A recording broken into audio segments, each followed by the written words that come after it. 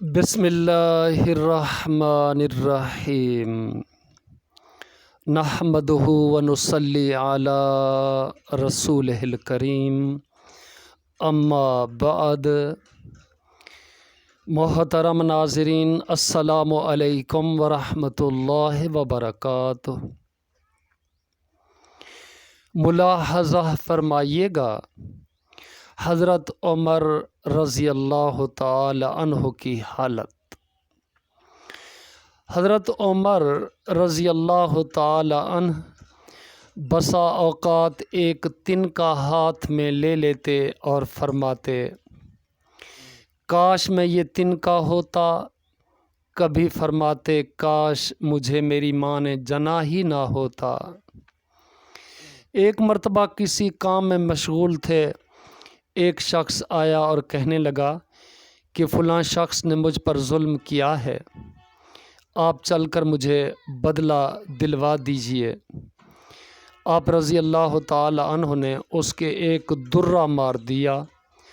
جب میں اس کام کے لیے بیٹھتا ہوں اس وقت تو آتے نہیں، جب میں دوسرے کاموں میں مشغول ہو جاتا ہوں تو آ کر کہتے ہیں کہ بدلہ دلوا۔ وہ شخص چلا گیا۔ آپ رضی اللہ تعالی عنہ نے آدمی بھیج کر اس کو بلوایا اور درہ اس کو دے کر فرمایا کہ بدلہ لے لے۔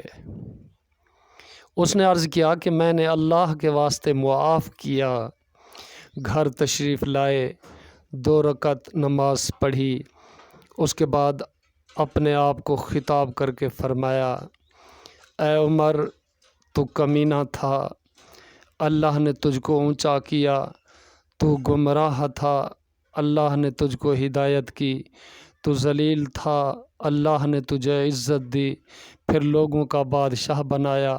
اب ایک شخص آ کر کہتا کہ مجھے ظلم کا بدلہ دلوا دے تو اس کو مارتا ہے، کل کو قیامت کے دن اپنے رب کو کیا جواب دے گا؟ بڑی دیر تک اس طرح اپنے آپ کو ملامت کرتے رہے۔ آپ کے غلام حضرت اسلم رضی اللہ تعالی عنہ کہتے ہیں کہ میں ایک مرتبہ حضرت عمر کے ساتھ حرہ کی طرف جا رہا تھا۔ ایک جگہ آگ جلتی ہوئی جنگل میں نظر آئی۔ حضرت عمر نے فرمایا کہ شاید یہ کوئی قافلہ ہے جو رات ہو جانے کی وجہ سے شہر میں نہیں گیا، باہر ہی ٹھہر گیا، چلو اس کی خیر خبر لیں، رات کو حفاظت کا انتظام کریں۔ وہاں پہنچنے پر دیکھا کہ ایک عورت ہے جس کے ساتھ چند بچے ہیں جو رو رہے ہیں اور چلا رہے ہیں، اور ایک دیگچی چولہے پر رکھی ہے جس میں پانی بھرا ہوا ہے اور اس کے نیچے آگ جل رہی ہے۔ انہوں نے سلام کیا اور قریب آنے کی اجازت لے کر اس کے پاس گئے اور پوچھا کہ یہ بچے کیوں رو رہے ہیں؟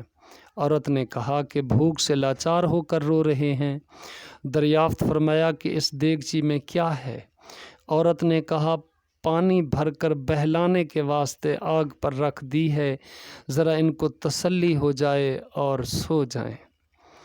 امیر المؤمنین عمر رضی اللہ تعالی عنہ کا اور میرا اللہ ہی کے یہاں فیصلہ ہوگا کہ میری اس تنگی کی خبر نہیں لیتے۔ حضرت عمر رونے لگے اور فرمایا کہ اللہ تجھ پر رحم کرے، بھلا عمر کو تیرے حال کی کیا خبر ہے؟ کہنے لگی، وہ ہمارے امیر بنے ہیں اور ہمارے حال کی خبر بھی نہیں رکھتے۔ اسلم رضی اللہ تعالی عنہ کہتے ہیں کہ حضرت عمر رضی اللہ تعالی عنہ مجھے ساتھ لے کر واپس ہوئے اور ایک بوری میں بیت المال میں سے کچھ آٹا اور کھجوریں اور چربی اور کچھ کپڑے اور کچھ درہم لیے۔ غرض اس بوری کو خوب بھر لیا اور فرمایا کہ یہ میری کمر پر رکھ دے۔ میں نے عرض کیا کہ میں لے چلوں؟ آپ رضی اللہ تعالی عنہ نے فرمایا، نہیں، میری کمر پر رکھ دے۔ 2-3 مرتبہ جب میں نے اصرار کیا تو فرمایا، کیا قیامت میں بھی میرے بوجھ کو تو ہی اٹھائے گا؟ اس کو میں ہی اٹھاؤں گا، اس لیے کہ قیامت میں مجھ ہی سے اس کا سوال ہوگا۔ میں نے مجبور ہو کر بوری کو آپ کی کمر پر رکھ دیا۔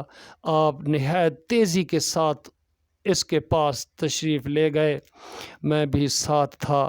وہاں پہنچ کر اس دیگچی میں آٹا اور کچھ چربی اور کھجوریں ڈالیں اور اس کو چلانا شروع کیا اور چولہے میں خود ہی پھونک مارنا شروع کیا۔ اسلم کہتے ہیں کہ آپ رضی اللہ تعالی عنہ کی گنجان داڑھی سے دھواں نکلتا ہوا میں دیکھتا رہا، حتیٰ کہ حریرہ سا تیار ہو گیا۔ اس کے بعد آپ نے اپنے دست مبارک سے نکال کر ان کو کھلایا۔ وہ سیر ہو کر خوب ہنسی کھیل میں مشغول ہو گئے اور جو بچا تھا وہ دوسرے وقت کے واسطے ان کے حوالے کر دیا۔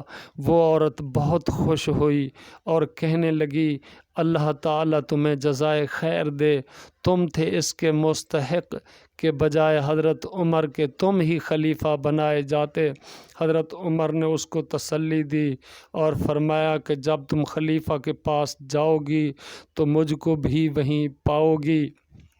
حضرت عمر رضی اللہ تعالی عنہ اس کے قریب ہی ذرا ہٹ کر زمین پر بیٹھ گئے اور تھوڑی دیر بیٹھنے کے بعد چلے آئے اور فرمایا کہ میں اس لیے بیٹھا تھا کہ میں نے ان کو روتے ہوئے دیکھا تھا، میرا دل چاہا کہ تھوڑی دیر ان کو ہنستے ہوئے بھی دیکھوں۔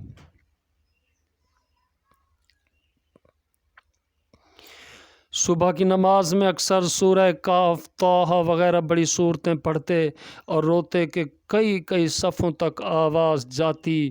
ایک مرتبہ صبح کی نماز میں سورہ یوسف پڑھ رہے تھے، انما اشکو بثی و حزنی الی اللہ پر پہنچے تو روتے روتے آواز نہ نکلی۔ تہجد کی نماز میں بعض مرتبہ روتے روتے گر جاتے اور بیمار ہو جاتے۔ فائدہ میں شیخ الحدیث لکھتے ہیں، یہ ہے اللہ کا خوف اس شخص کا جس کے نام سے بڑے بڑے نامور بادشاہ ڈرتے تھے، کانپتے تھے۔ آج بھی 1350 برس کے زمانہ تک اس کا دبدبہ مانا ہوا ہے۔ آج کوئی بادشاہ نہیں، حاکم نہیں، کوئی معمولی سا امیر بھی اپنی رعایا کے ساتھ ایسا برتاؤ کرتا ہے۔ اللہ پاک ہمیں صحابہ کرام رضوان اللہ علیہم اجمعین کے نقش قدم پر ان کے طرز عمل کو اپنانے کی توفیق بخشے۔ انہی حضرات کے ساتھ، انہی ہستیوں کے ساتھ ہمیں والہانہ عقیدت، محبت، چاہت اور مودت کا جذبہ عطا فرماوے۔ اللہ پاک ہمیں اپنے حبیب کی ہر ادا، ہر سنت سے پیار کرنے اور اس پر عمل کرنے کی توفیق بخشے۔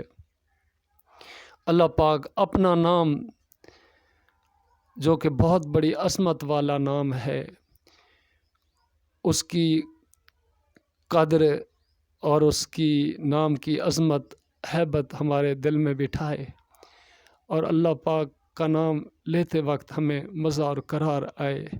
اللہ پاک سے یہی دعا ہے کہ ہمارا خاتمہ بالایمان فرمائے۔ اب اجازت دیجیے گا، گڈ لک اینڈ اللہ حافظ۔ السلام علیکم ورحمۃ اللہ وبرکاتہ۔